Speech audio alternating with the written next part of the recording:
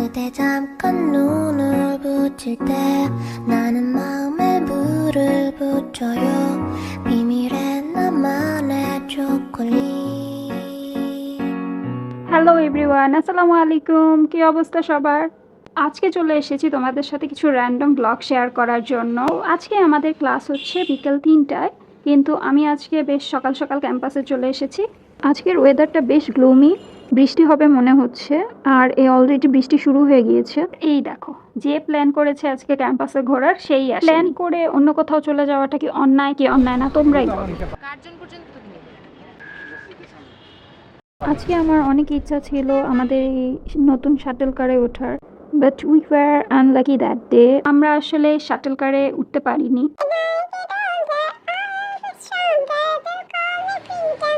Trust me, এইটাই আমার voice. Jokes apart, আমি যদি আমার আসল ভয়েসে গাওয়া শুরু করি তোমরা তাহলে পালিয়েও যেতে পারো। আপাতত আমি সেই রিস্ক নিচ্ছি না। আর কথা বলতে বলতে আমরা চলে এসেছি জাতীয় কবি কাজী নজরুল ইসলামের সমাধিসৌধ। হাই গাইস, আমরা এখন কোথায় আছি? আমরা আছি হচ্ছে আমাদের ঢাকা বিশ্ববিদ্যালয় সেন্ট্রাল মসজিদের পাশে কাজী নজরুল ইসলামের কবর। যেটা বলছিলাম, ওয়েভিং ফ্ল্যাগ গানটার লিরিক্স ওখানে লেখা দেখে আমার 2010 সালের বিশ্বকাপের কথা মনে পড়ে গেল। আমি তখন অনেক ছোট ছিলাম, আর আমার মনে আছে আমি তখন কাকার খুব বড় ফ্যান ছিলাম। তখন বিশ্বকাপের ক্রেজটাই অন্যরকম ছিল। এখানের এই জায়গাটাতে এত বাতাস ছিল আর এত ভালো লাগতেছিল বসে থাকতে। তোর ছবি তোলার জন্য বসে না, আমরা আসলে বসে আছি ভার্সিটিতে, এত গরম, এই জায়গাটা অনেক ঠান্ডা। আমরা চাইলে এক্সপেন্সিভ সেমিনার এসি রুমেও বসতে পারতাম, কিন্তু উই চোজ ন্যাচারাল বাতাস। Pritha, we like to flex whenever you get chance.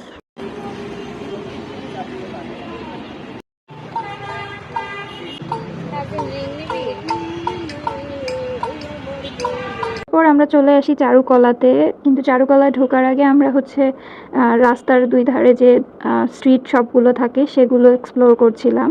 R already তোমরা চারুকলার আর্ট এক্সিবিশনের শর্টস নিশ্চয়ই দেখে ফেলেছো।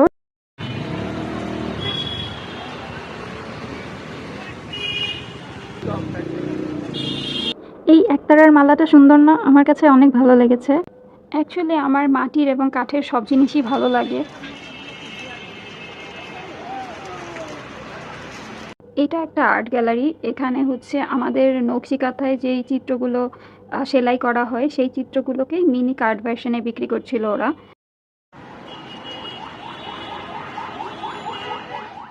হাই, চলে আসলাম আরেকটা দিনে। সফেদা কার কার পছন্দ আমাকে বলো তো। আজকে আমি আমার বারান্দা বাগানে এই নতুন গাছটা যুক্ত করব। এটা আসলে আমাদের একটা কোর্সের প্রজেক্ট ছিল, যেটা আমাদেরকে কমপ্লিট করতে হতো। প্রজেক্টটা ছিল আমাদের প্রত্যেককে একটা করে গাছ লাগাতে হবে। তো আমি হচ্ছে এটা লাগাচ্ছিলাম। তো পরে আমি তোমাদের জন্য কিছু ভিডিও ক্লিপস নিয়ে রেখেছি এখানে।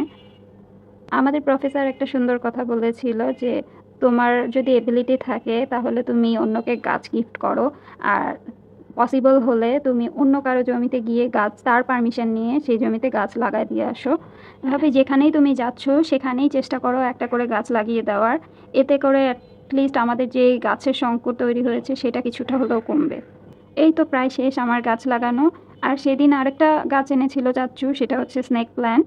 ওইটা হচ্ছে লাগানোই ছিল একটা টবে। এটা পরের দিন ক্লাসে আমাদের হচ্ছে স্লাইড শো করে সবার গাছ দেখানো হচ্ছিল আমাদের প্রফেসরকে। তারপর সেদিন আমি হচ্ছে আমার একটা ওল্ড ফোন কাভার মেকওভারের ভিডিও শ্যুট করি, যেটা অলরেডি শর্টসে আপলোড হয়ে গিয়েছে। তো সেটা শ্যুট করার পর এখানে আমি আর পৃথা বাসায় যাওয়ার পথে হাঁটছিলাম আর গল্প করছিলাম। 먹일 때 나는 초콜릿을 녹여요 비밀의 나만의 초콜릿 এটা তার পরের দিনের ক্লাস। এখানে আমাদেরকে কিছু ডকুমেন্টারি দেখানো হচ্ছিল এনভায়রনমেন্ট নিয়ে। ক্লাসে এভাবে প্রজেক্টরে কোনো ডকুমেন্টারি বা ছবি দেখতে এত ভালো লাগে। আর এই যে আমাদের রেসপেক্টেড সিআর, এখানেও ক্যামেরা অন দেখে পোজ দিচ্ছিল।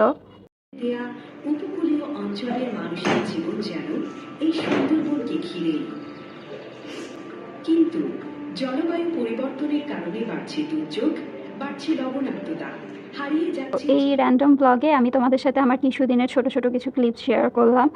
আজকে এই পর্যন্তই, দেখা হয়ে যাবে নেক্সট কোনো ভিডিওতে। ততদিন পর্যন্ত ভালো থেকো।